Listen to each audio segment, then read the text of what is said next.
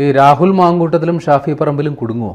ഇപ്പോൾ തെരഞ്ഞെടുപ്പ് commission കളക്ടറോട് report ആവശ്യപ്പെട്ടിരിക്കുന്നത് ജനപ്രതിനിധി സ്ഥാനമൊക്കെ തെറിക്കുമോ? എന്താണ് അവസ്ഥ? എന്താണ് അതായത് ഏത് വിഷയത്തിലാണെന്നുള്ളത് നമുക്ക് ആദ്യം പറയണല്ലോ. പെട്ടി മാങ്കൂട്ടാകുമ്പോൾ പിന്നെ പെട്ടി ആയിരിക്കുമല്ലോ. പെട്ടി തുറന്നപ്പോൾ ആരെങ്കിലും പൊട്ടുമോ? പെട്ടി തുറന്നപ്പോൾ പൊട്ടുമോ? ഇനി 2 ദിവസം കൂടെ കാത്തിരുന്നാൽ മതി. ശരി, തെരഞ്ഞെടുപ്പ് ആയിട്ട്. അപ്പോൾ ഈ വിഷയത്തിലേക്ക് വരുമ്പോൾ, കഴിഞ്ഞ ദിവസം ഈ തെരഞ്ഞെടുപ്പ് പെരുമാറ്റച്ചട്ടമൊക്കെ നിലവിൽ വന്നതിന് ശേഷം സ്വാഭാവികമായിട്ടും ആ മണ്ഡലത്തിൻ്റെ മുഴുവൻ ചുമതലയും തെരഞ്ഞെടുപ്പ് ഉദ്യോഗസ്ഥന്മാർക്കായിരിക്കും. അതെ, അത് അറിയാത്തവരല്ല ജനപ്രതിനിധികളായിട്ടുള്ള ഷാഫി പറമ്പിലും രാഹുൽ മാങ്കൂട്ടും. മാതൃകാ പെരുമാറ്റച്ചട്ടം നിലനിൽക്കുന്ന ഒരു സ്ഥലത്തേക്ക് നമ്മൾ പുറത്തുനിന്ന് ഒരാൾ കടന്നു ചെല്ലുമ്പോൾ ചെക്ക് പോസ്റ്റുകൾ ഉണ്ടാവും അതിന് ചുറ്റുള്ളവർ.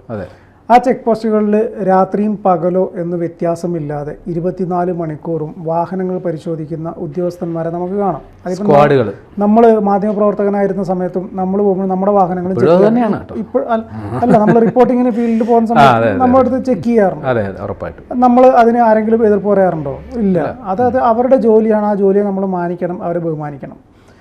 പക്ഷെ ഇവിടെ 2 ജനപ്രതിനിധികൾ അവർ ഈ മാതൃകാ പെരുമാറ്റച്ചട്ടത്തെക്കുറിച്ച് അറിയാത്തവരല്ല, തെരഞ്ഞെടുപ്പ് എന്താണെന്ന് അറിയാത്തവരല്ല, തെരഞ്ഞെടുപ്പ് ഉദ്യോഗസ്ഥന്മാരുടെ ജോലികൾ എന്താണെന്ന് അറിയാത്തവരല്ല. ഇതൊക്കെ അറിയാവുന്ന, തെരഞ്ഞെടുപ്പിനെ പലതവണ നേരിട്ടിട്ടുള്ള ആളുകൾ ഇത്തരത്തിൽ 2 ഉദ്യോഗസ്ഥന്മാർ വന്നിട്ട് അവരുടെ വാഹനം പരിശോധിക്കുക, അല്ലെങ്കിൽ വാഹനത്തിലുള്ള പെട്ടി തുറന്നിട്ട് എന്താണ് അതിനകത്ത് എന്ന് നോക്കുമ്പോഴൊക്കെ ഇത്രമാത്രം രോഷാകുലരാകുക എന്ന് പറഞ്ഞു കഴിഞ്ഞാൽ അവർ രോഷാകുലരായതിന് കാരണമുണ്ട് വിജേഷേ. എന്താണ് കാര്യം? അവർ ടോർച്ച് വെച്ച് ഇങ്ങനെ അടിച്ച് മുഖത്ത് വെട്ടമടിച്ച് നോക്കിയപ്പോഴേ മുഖത്തുണ്ടായിരുന്ന എന്തൊക്കെയോ ഒലിച്ചിറങ്ങിപ്പോയെന്ന്. അതൊക്കെ ഒലിച്ചിറങ്ങിപ്പോവും. അതാണ് രാഹുൽ മാങ്കൂട്ടം അവിടെ ചെന്ന് കാണിച്ചത്. സർവീസ് പാരിതോഷികം കൊടുക്കുന്നുണ്ട്, കുറേ അടിച്ചു വെച്ചിട്ടുണ്ട് അടൂരിലെ വീട്ടിൽ. അത് ഓരോ ഉദ്യോഗസ്ഥന്മാർക്ക് എടുത്തു കൊടുക്കാനുള്ളതെന്ന് തോന്നുന്നു. എന്തോ ആവട്ടെ, അത് നമുക്ക് നോക്കാം. ഇപ്പൊ പാരിതോഷികം ആർക്കാണ് കിട്ടാൻ പോകുന്നത്? ഫലകവും പ്രശസ്തി പത്രം. ഈ വിഷയത്തിൽ കണ്ണൂർ ശ്രീകണ്ഠാപുരം സ്വദേശിയായിട്ടുള്ള, ശ്രീകണ്ഠാപുരം ചെങ്ങളായി സ്വദേശിയായിട്ടുള്ള AM ഹമീദ് കുട്ടി, അദ്ദേഹമാണ് പരാതിക്കാരൻ. അദ്ദേഹം തെരഞ്ഞെടുപ്പ് കമ്മീഷന് ഒരു പരാതി അയച്ചു. ആ പരാതി പറയുന്ന ഇപ്രകാരമാണ്: ഇവർ 2 പേര് ജനപ്രതിനിധികളാണ്.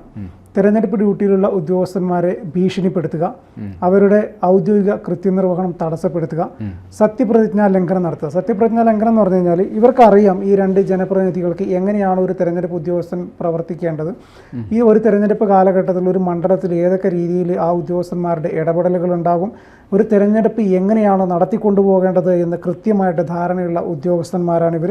അപ്പോൾ അവരുടെ ജോലിയോട് പൂർണ്ണമായിട്ടും നമ്മൾ യോജിച്ചു പോകണം എന്ന് തുടങ്ങിയുള്ള കാര്യങ്ങളെല്ലാം കൃത്യമായിട്ട് അറിയാവുന്ന 2 ജനപ്രതിനിധികൾ. അവർ സത്യപ്രതിജ്ഞ ചെയ്യുന്ന ഘട്ടങ്ങളിൽ പറഞ്ഞ പല കാര്യങ്ങളും ഇതിൻ്റെ ഭാഗമായിട്ടുള്ള പല കാര്യങ്ങളാണ്, തെരഞ്ഞെടുപ്പുമായി ബന്ധപ്പെട്ട പല കാര്യങ്ങളുമാണ്.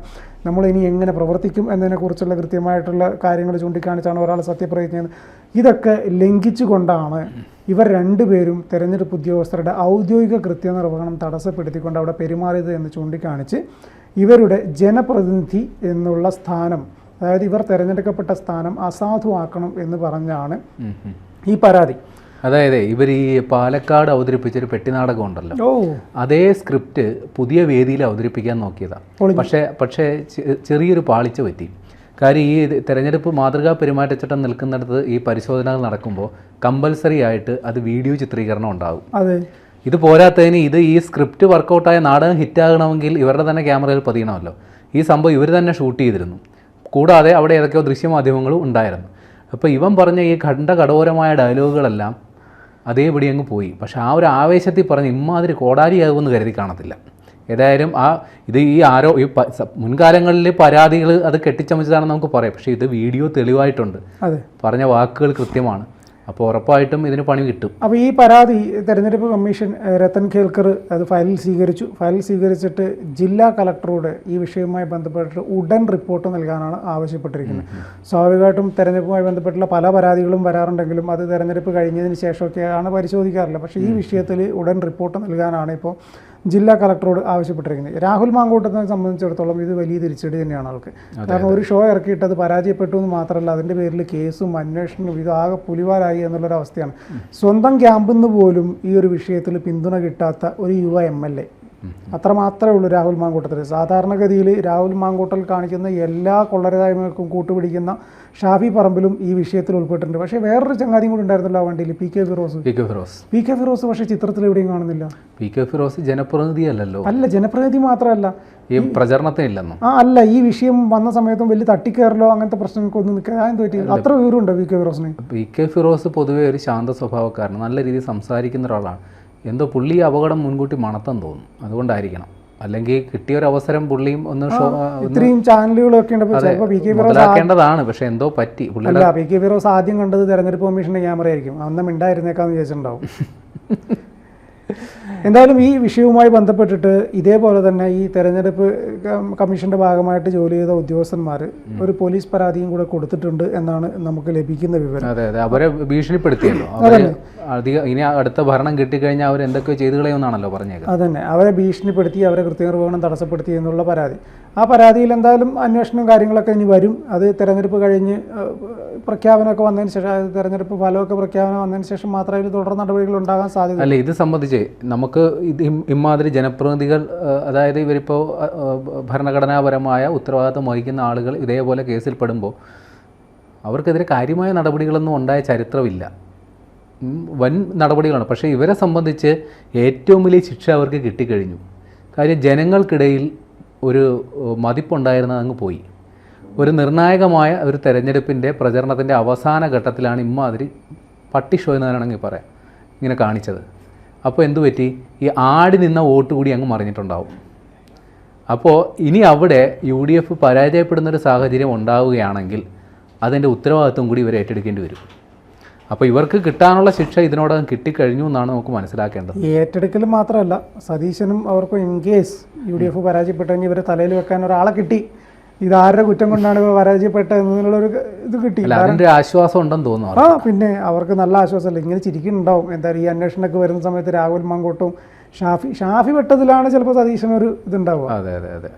ഏതായാലും പാലക്കാട് ചീറ്റിയ നാടകം LDFനെ സംബന്ധിച്ച്, അതായത് LDF അത് പ്ലാൻ ചെയ്ത സ്ക്രിപ്റ്റ് ലീക്ക് ഔട്ട് ആയി പോകും. അല്ലെങ്കിൽ അത് അവിടെ തന്നെ ഇത് ഇപ്പോഴത്തെ കഥയായിരിക്കില്ല, നേരെ തിരിഞ്ഞു വന്നേനെ. എവിടുന്നോ ആ സ്ക്രിപ്റ്റ് ലീക്കായി പോയി. അല്ലായിരുന്നെങ്കിൽ ആ നീലപ്പെട്ടി എവിടെ പോയി എന്നുള്ളത് അപ്പം തന്നെ നമുക്കറിയാമായിരുന്നു. ഏതായാലും ആ സ്ക്രിപ്റ്റിൻ്റെ ആ ഒരു ക്ഷീണം CPMനെ സംബന്ധിച്ച് ഇവിടെ അത് മേക്കപ്പ് ചെയ്യും. സാധാരണഗതിയിൽ തെരഞ്ഞെടുപ്പ് കാലഘട്ടങ്ങളിൽ, പ്രചാരണ കാലഘട്ടങ്ങളിൽ പല രീതിയിലുള്ള നാടകങ്ങൾ നമ്മൾ കാണാറുണ്ട്. ഈ ഒരു സമയത്താണ് ഈ പറഞ്ഞതുപോലെ സ്ക്രിപ്റ്റഡ് ആയിട്ടുള്ള പെട്ടി വിവാദവും മറ്റു കാര്യങ്ങളും ഒക്കെ വരുന്നത്. തെരഞ്ഞെടുപ്പ് ഇന്നും ഇന്നലെയും തുടങ്ങിയ സംഭവമല്ലല്ലോ. ഇവരൊക്കെ ഒരുപാട് വർഷക്കാലമായിട്ട് രാഷ്ട്രീയ പ്രവർത്തനം നടത്തുന്ന ആളുകളല്ലേ. ഇവർക്കറിയില്ലേ, ഇവരുടെ മുൻഗാമികൾക്ക് അറിയില്ലേ ഇവർക്ക് പറഞ്ഞു കൊടുക്കാൻ എന്ത് ചെയ്യണം, ഒരു സ്ഥലത്ത് പോയാൽ എങ്ങനെ പെരുമാറണം എന്നറിയാൻ. പക്ഷേ ഇവർക്കൊക്കെ സോഷ്യൽ മീഡിയയിൽ വലിയ ആവേശം കാണിക്കുന്നത് പോലെ അത് തന്നെയാണ് റിയൽ ലൈഫിലും ആവേശം കാണിച്ച് ആൾക്കാരുടെ കയ്യടി വാങ്ങിക്കാം എന്നുള്ള രീതി. അതായത് കോൺഗ്രസിനെ സംബന്ധിച്ച് അവർക്ക് ഈ താഴെ തലത്തിൽ പ്രവർത്തിക്കാനോ ഏതെങ്കിലും പ്രാദേശിക സമരങ്ങളെ ഏറ്റെടുത്ത് വിജയിപ്പിക്കാനോ ഒന്നും ആളില്ല എന്നുള്ളതാണ് ഇപ്പോൾ വാസ്തവം. അവർക്ക് ഇതേപോലെ ഇൻസ്റ്റാഗ്രാം റീൽസ് ഉണ്ടാക്കുക, ഫേസ്ബുക്ക് ക്യാമ്പയിനുകൾ നടത്തുക, പറ്റുമെങ്കിൽ അതിൻ്റെയൊക്കെ പേരിൽ ഈ ചാനൽ ചർച്ചകളിൽ പങ്കെടുക്കുന്ന ലിസ്റ്റിലെത്തുക, അങ്ങനെ ഏതെങ്കിലും DCC പ്രസിഡൻറ്റിൻ്റെയോ KPCC ഭാരവാഹിയുടെയോ മണിയടിച്ച് ചാനൽ ചർച്ചകളിൽ പതിവായി പങ്കെടുക്കുക. അങ്ങനെ ഖണ്ഡകഠോരമായി 4 ചർച്ചകളിൽ പങ്കെടുത്ത് കഴിയുമ്പോൾ അവൻ നേതാവായി, നാട്ടിൽ ഫ്ലക്സായി, സ്ഥാനമായി. അങ്ങനെ അവിടുന്ന് പിന്നെ പടിപടിയായിട്ട് ഓരോ സ്ഥാനമാനങ്ങൾ കിട്ടും. ഈ താഴേക്കടയിൽ പ്രവർത്തിച്ച് നാട്ടുകാർക്ക് വേണ്ടി പ്രവർത്തിച്ച് അതിൻ്റെ ബുദ്ധിമുട്ടും കഷ്ടപ്പാടും അറിയാത്തതുകൊണ്ടുള്ള കുഴപ്പമാണ് ഇത്തരം